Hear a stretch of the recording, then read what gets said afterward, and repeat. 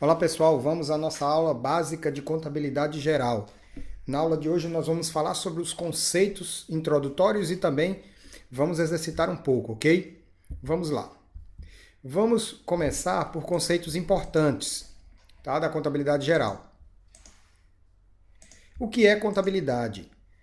Bom, conforme a doutrina, a contabilidade é uma ciência social que estuda e controla o patrimônio das entidades para fornecer informações aos seus usuários. Então, muito cuidado com aquelas questões de prova que citam a contabilidade como uma ciência, vamos dizer assim, uma ciência exata, ou mesmo como um outro tipo de conceito, como técnica e etc. Tá? Contabilidade ela é uma ciência social. Ela utiliza-se de números, tá? Mas ela não é uma ciência exata. Muita atenção nesse detalhe. Questão de prova. O CESP uma vez abordou sobre o objeto da contabilidade. E segundo a assertiva, ele vinha afirmar o seguinte: o objeto da contabilidade é o patrimônio constituído pelo conjunto de bens, direitos e obrigações próprios da entidade, próprios de determinado ente. Essa assertiva ela está plenamente correta, tá? Quando nós aprendemos lá nos conceitos básicos de contabilidade, nós aprendemos que o patrimônio ele é formado por bens, direitos e obrigações, tá? Os bens e direitos estando, vamos dizer assim, os bens e direitos numa representação gráfica do patrimônio, os bens e direitos estando aqui no lado do ativo, tá? E no lado do passivo estando aqui as obrigações. E também o patrimônio líquido. Aqui temos os bens e os direitos. E do lado do passivo temos as obrigações e também o patrimônio líquido, tá? Ou, para falarmos melhor, né, a situação líquida. Lembrando que esse passivo aqui, ele é o passivo total, tá? E nós temos aqui as obrigações representando o passivo exigível, tá? E nós temos aqui o patrimônio líquido representando o passivo não exigível, ok? Então vamos lá continuar. Essa questão é uma questão correta, tá? Vamos para a próxima questão. Qual o objeto da contabilidade? O objeto da contabilidade ele se refere à matéria que a contabilidade trabalha, tá? É o objeto de estudo, a matéria de estudo da contabilidade. E esse objeto é o patrimônio das entidades. Então, nós falamos na questão anterior que o patrimônio é a representação dos bens, né? Tudo que representa os bens, direitos e também as obrigações. Nós estamos acostumados a mencionar o patrimônio como algo positivo, mas temos que lembrar que o patrimônio ele também existe também no patrimônio uma parte negativa que se refere ali às obrigações, ok? Continuando, em que compreende o patrimônio? Tá? Nós já falamos, compreende o conjunto de bens, direitos e obrigações da entidade, ok? Continuando, qual o campo de aplicação da contabilidade? O campo de aplicação da contabilidade é o local em que essa ciência ela vai estudar, em que local ela vai ser aplicada, em que local ela vai ser empregada, tá? São as entidades, tá? Ou simplesmente as aziendas, né? Azienda é um termo aí que significa aí as entidades econômico-administrativas, tá? Qual é a finalidade da contabilidade? Bom, a finalidade ela deve ser entendida como fim. Aqui a contabilidade busca, vamos dizer assim, nós temos aí o objeto como o patrimônio, nós temos aí o fim é aquilo que ela busca, né, como resultado final do seu trabalho, do seu estudo, da sua análise. E esse fim, exatamente, ela é fornecer informações de forma, claro, nós estamos falando aqui de forma resumida, né? Fornecer informações a seus usuários. Essa é a finalidade, é o fim maior da contabilidade, tá? Fornecer informações aos seus usuários. E quem são os usuários da informação contábil? Os usuários da informação contábil são todas aquelas, podemos entender que são todas aquelas pessoas que se utilizam daquela informação produzida pela contabilidade. E a contabilidade ela pode ser entendida como um sistema de informações, tá? Que vai, vamos dizer assim, vai coletar informações através do registro contábil, através da técnica chamada escrituração, e vai trabalhar aquelas informações, organizar aquelas informações e vai produzir relatórios, produzir demonstrativos úteis, né? Úteis para a tomada de decisão desses usuários. Então são esses os usuários, pessoas físicas, jurídicas, todos aqueles que têm interesse na entidade. Ok? Mas vamos ver mais uma questão de prova. Questão de prova caiu no exame de suficiência, tá? Muito simples a questão. No seu sentido mais amplo de ciência social, o objeto da contabilidade é: letra A, avaliação dos componentes pelo valor original. Letra B, registros contábeis, os registros contábeis. Letra C, o patrimônio das entidades. E letra D, transferência de propriedade. Muito simples a questão, que está perguntando no sentido amplo de ciência social qual o objeto. E o objeto é aquilo, nós já falamos, o objeto é aquilo que a contabilidade trabalha. E esse objeto, essa matéria de estudo é o patrimônio das entidades. Portanto, temos aí questão letra C. Tá, muito simples essa questão. Vamos ver mais uma questão. É a questão de número 3, tá? Que é uma assertiva, tá? Uma questão em forma de assertiva. Diversos são os tipos de usuário interessados nas informações contidas nas demonstrações contábeis da entidade. Um desses grupos ele é constituído por clientes cujo interesse é tanto maior quanto maior forem a sua dependência e a concentração nos fornecimentos de algumas poucas entidades. Uma sentença, né? Uma questão aí um pouco longa, mas a gente precisa, para responder esse tipo de questão, a dica é a gente transformar essa questão em partes. A gente vai analisar essa questão em partes. Então, primeiramente, a gente analisa a primeira parte da questão, né? Que vai aqui, ó, diversas são os tipos de usuários interessados nas informações contidas nas demonstrações contábeis das entidades. Isso aí, até aqui está tudo certinho, então a gente continua lendo, tá? Vamos para a segunda parte da questão. Um desses grupos, ele é constituído pelos clientes, tá? Vamos dizer, um desses grupos é constituído pelos clientes, cujo interesse, ó, interesse dos clientes, é tanto maior quanto maior forem a sua dependência e a concentração nos fornecimentos de algumas poucas entidades. Olha, nós entendemos que o cliente é aquele que está interessado, né, quando ele tem interesse em informações contábeis de uma determinada entidade, esse interesse dele é exatamente por fornecimentos de algum produto ou alguma informação que vai beneficiá-lo como cliente, tá? Então, podemos afirmar que essa segunda parte ela também está correta, tá?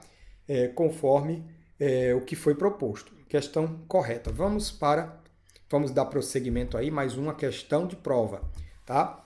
Essa questão, ela caiu também numa prova do CESP, que diz assim: a finalidade da contabilidade é assegurar o controle do patrimônio administrativo, devendo o administrador apoiar-se nos dados por meio dela obtidos para tomar decisões que envolvam bens, direitos e obrigações da empresa, bem como para apurar os resultados positivo ou negativo na realidade. Positivo, lucro, ou negativo, prejuízo.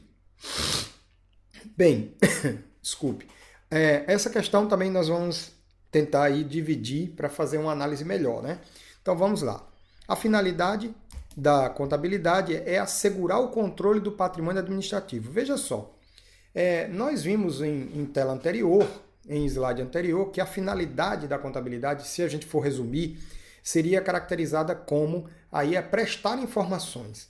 Mas o que é que o CESP utilizou aí? Ele utilizou aí uma doutrina, tá?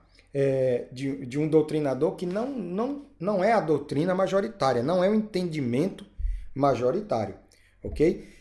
Que afirma esse doutrinador, tá? que a finalidade da contabilidade é assegurar o controle do patrimônio administrativo, tá? Sendo visto aí como um dos objetivos, né, assegurar esse controle, porque nós entendemos que a doutrina majoritária entende que a contabilidade utiliza-se de meios, e esses meios é o controle do patrimônio para atingir um fim que é a informação, que é prestar a informação. Só que essa doutrina utilizada aí pelo CESP não foi uma doutrina majoritária, não é o entendimento majoritário, mas ele está plenamente correto, ok? Que a finalidade da contabilidade ela é assegurar o controle do patrimônio administrativo, devendo o administrador apoiar-se nos dados por meio dela obtidos para tomar decisão. Então, na realidade, ele misturou aqui o conceito com aí a função da contabilidade, tá? Porque a função da contabilidade, a função econômica da contabilidade, é apurar, né, o resultado que seja positivo, que é o lucro, ou negativo, que é o prejuízo. Então, aqui há uma mistura aqui de conceito, é o conceito, mas aí a função, né, da contabilidade, que é a função administrativa e função, conforme a doutrina, função econômica da contabilidade. E essa assertiva, ela dentro desse entendimento doutrinário, ela está perfeita, está correta. Essa questão aí foi bastante polêmica, né? Tiveram vários recursos no momento em que ela foi aplicada, mas o CESP se amparou em doutrinadores, em estudiosos da contabilidade para preparar, elaborar esse tipo de questão. Bom, vamos continuar nos conceitos importantes. Temos aqui o conceito importantíssimo, que é o conceito de ativo, que conforme a NBC-TG Estrutura Conceitual, lembrando que a estrutura conceitual ela é aprovada aí pela resolução, tá? Resolução 1374 de 2011, e essa resolução aí dentro do processo de convergência, nós sabemos que a contabilidade nacional ela passa por um processo de convergência das normas nacionais às normas internacionais, e nós sabemos que da existência dos pronunciamentos técnicos, tá? Do CPC, do Comitê de Pronunciamentos Contábeis. E esse pronunciamento, existem vários pronunciamentos técnicos, o CPC 00, que é chamado de estrutura conceitual, né? Ele foi base para essa resolução, a NB, a resolução que aprovou a norma brasileira de contabilidade técnica geral, chamada de estrutura conceitual. Lembrando que a estrutura conceitual, ela não é considerada um pronunciamento técnico, tá? Então, muito importante isso. Nós vamos falar em aula posterior sobre isso, ok? Então, vamos ao conceito de ativo. O que é o ativo? É um recurso controlado, tá? Recurso controlado, vamos ter bastante atenção a esse termo aqui. Recurso controlado pela entidade como resultado de evento passado, tá? E de que se espera que resultem futuros benefícios econômicos. Vamos ter muito cuidado com esses conceitos aqui, com esses termos, tá? Que é um conceito importantíssimo e ele cai nas provas de uma forma bem ipsiliteris, ou seja, cai na prova da forma como está na norma, tá? As provas, os organizadores, as bancas reproduzem esse conceito, e esse conceito de ativo ele é subdividido em 3 partes. Observe que recurso controlado pela entidade, resultado de evento passado, tá?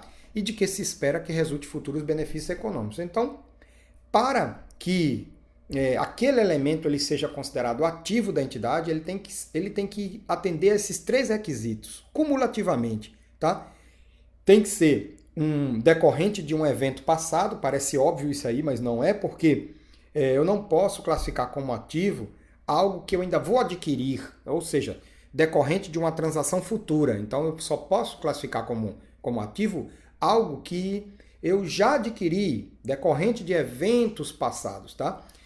Outro ponto importante é de que resulta em futuros benefícios econômicos, ou seja, não adianta eu classificar um ativo de algo inservível, tá? Algum objeto, eu não posso classificar um objeto como meu ativo se aquele objeto ele não me serve mais, eu não tenho a expectativa de benefício, eu não tenho como extrair daquele elemento, vamos dizer assim, um resultado, uma receita futura.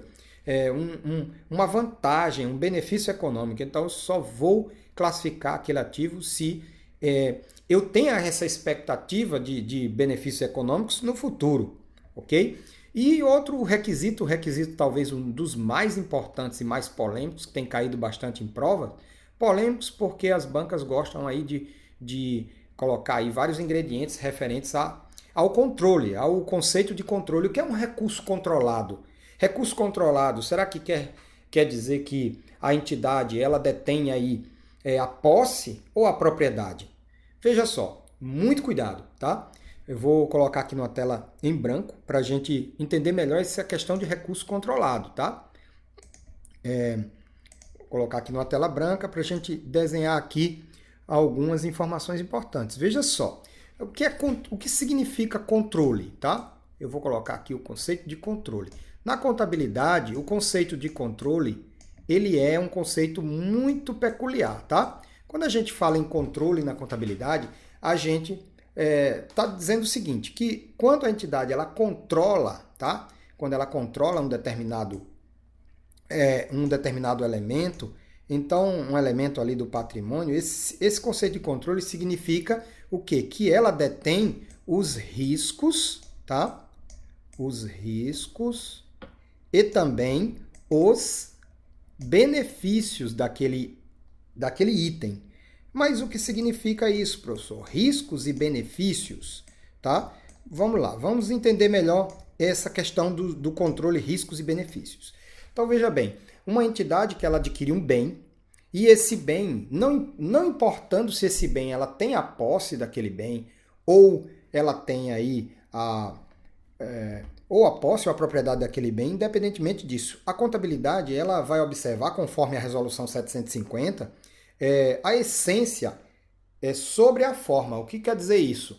Não vai importar se o contrato, vamos dizer, se aquela transação com o mundo externo se revestiu em um contrato, qual foi o instrumento jurídico que se revestiu. Mas a contabilidade ela vai estar preocupada com a essência. Então, por exemplo, quando a entidade ela adquire, através de arrendamento mercantil, um bem, tá? E o que é um arrendamento mercantil? É um tipo de contrato jurídico, tá? É um termo jurídico chamado arrendamento mercantil, que inclusive é aprovado através de uma lei, tá? E esse arrendamento jurídico equivale, arrendamento mercantil, desculpa, tá? O arrendamento mercantil chamado leasing, tá? Ele é similar ao aluguel, mas tem suas peculiaridades. Então, quando a arrendatária adquire um bem através do arrendamento mercantil, então o que é que a contabilidade vai observar? Se atendendo determinados requisitos, esse arrendamento mercantil ele pode ser chamado de arrendamento mercantil financeiro. E caso ele seja chamado de arrendamento mercantil financeiro, tá? Isso quer dizer que foi o resultado, né? Chamado de arrendamento mercantil financeiro, isso quer dizer que foi o resultado de riscos e benefícios. Ou seja, quando a entidade ela adquire um bem através de arrendamento mercantil, assimilando os riscos daquele elemento, daquele ativo, os riscos e benefícios, estando com a entidade arrendatária, então podemos dizer que ela tem o controle dessa entidade, ok? Então podemos dizer que ela tem o controle, tá? Então essa é a explicação mais simples, né? Que é o exemplo mais simples dado pela doutrina para controle, tá? Esse conceito de controle. Vamos seguir aqui para o conceito de passivo. Passivo é uma obrigação presente da entidade, derivada de eventos já ocorridos, cuja liquidação se espera que resulte em saída de recursos capazes de gerar benefícios econômicos. Então, o conceito de passivo ele está totalmente aí ligado ao conceito de ativo. Observe que ele fala aqui de saída de recursos na liquidação, ou seja, o passivo, né, é aquela obrigação que vai gerar aí uma saída de recursos.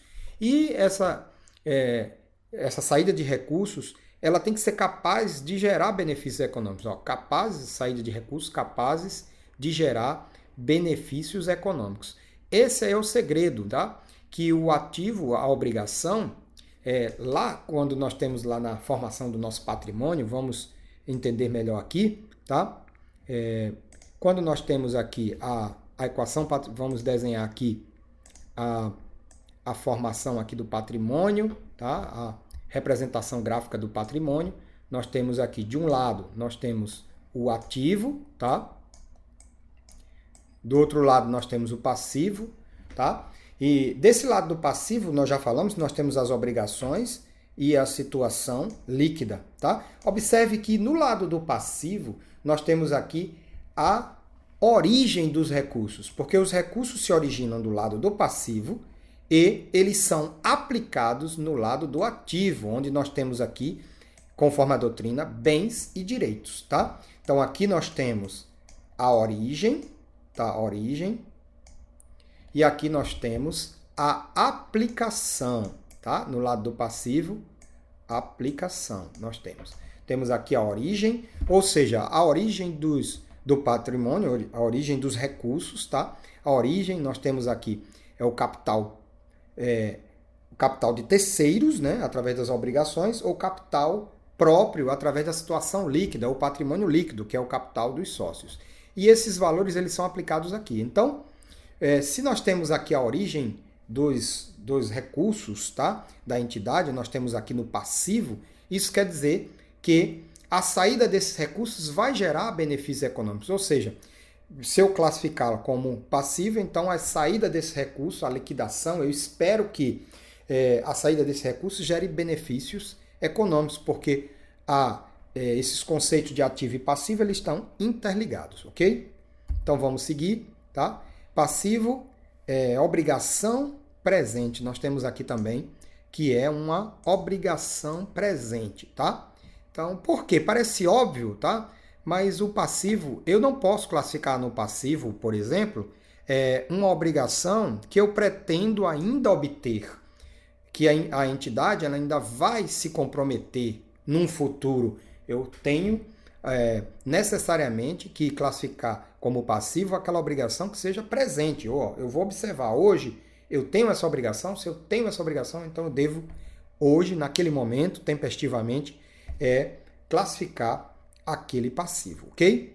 Então, eventos, ela deriva, como diz aqui no conceito, deriva de eventos que já aconteceram, tá?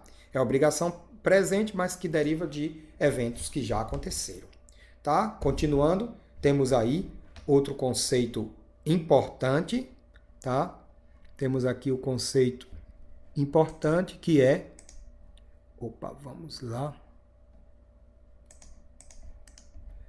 Temos aqui o conceito importante que é o conceito de patrimônio líquido. O que é patrimônio líquido? Patrimônio líquido é o valor residual. Conforme a norma, patrimônio líquido é o valor residual dos ativos da entidade depois de deduzidos todos os seus passivos.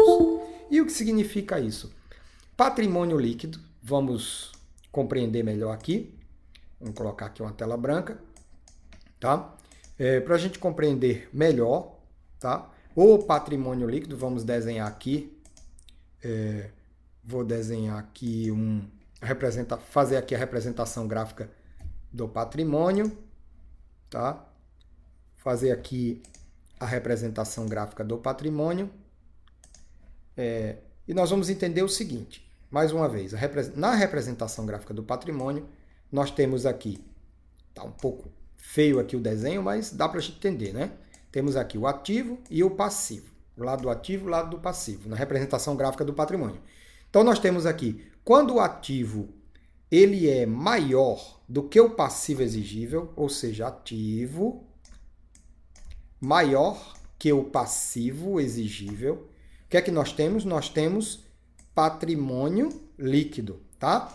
Por quê? Porque a norma está dizendo que o patrimônio líquido é o valor residual. Então, eu só tenho patrimônio líquido quando eu tenho o ativo maior do que o passivo exigível.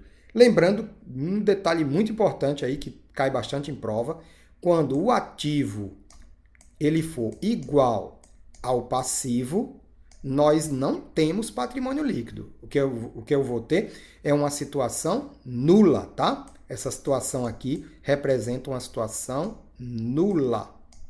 Ou seja, eu tenho uma situação líquida nula. E quando eu tenho aqui um ativo menor que o passivo exigível, então eu tenho aqui uma situação líquida deficitária, tá? A situação líquida deficitária significa que eu não tenho patrimônio líquido, tá? Porque o meu passivo exigível ele é maior do que o ativo, ou seja, o ativo é menor do que o passivo exigível. Então eu tenho uma situação líquida negativa, ou o que nós chamamos, o que a doutrina chama, de passivo a descoberto, tá? Então aqui eu tenho uma situação líquida negativa, ok? Tranquilo? Então, muito simples a gente entender isso. Agora a gente tem que ter bastante cuidado, porque nos livros mais antigos falava de patrimônio líquido negativo, e conforme o conceito atual, tá, da contabilidade, nós vimos isso, tá? Vamos voltar aqui para o slide. Conforme o conceito atual, patrimônio líquido ele é o valor residual do ativo, tá? Dos ativos da entidade, depois de deduzir todos os seus passivos. Isso quer dizer, o patrimônio líquido ele só pode ser um valor positivo. Ele não pode ser um valor... não posso dizer, eu tenho um patrimônio líquido negativo, porque não existe, ele é o valor residual. Então, se o passivo é maior do que o ativo, então eu não tenho aí resíduo, eu não tenho, tá? Eu tenho uma situação líquida deficitária, ok? Tranquilo, gente? Vamos ver aqui uma questão de prova. Tá? Vamos lá. Para ser enquadrado na definição de ativo, um recurso precisa ser controlado, tá? Vamos marcar aqui esse termo controlado, tá? Ficar bem claro aqui. O recurso precisa ser controlado pela entidade em decorrência de evento passado e ser capaz de gerar benefícios econômicos futuros. Será que está correto esse conceito? Ó? Para ser enquadrado na definição de ativo, o recurso precisa ser controlado em decorrência de evento passado e capaz de gerar benefício econômico. Está perfeito, né? Conforme o conceito lá na NBCTG Estrutura Conceitual, essa questão está corretíssima, ok? Vamos para mais uma questão. Questão de número 6. Patrimônio líquido é o conjunto de recursos controlados e utilizados pela entidade, fruto de suas transações passadas e cujo objetivo é a geração de benefício econômico. Será que esse é o conceito de patrimônio líquido? Tá? Não é. Esse não é o conceito de patrimônio líquido. Esse é o conceito de quê? Tá?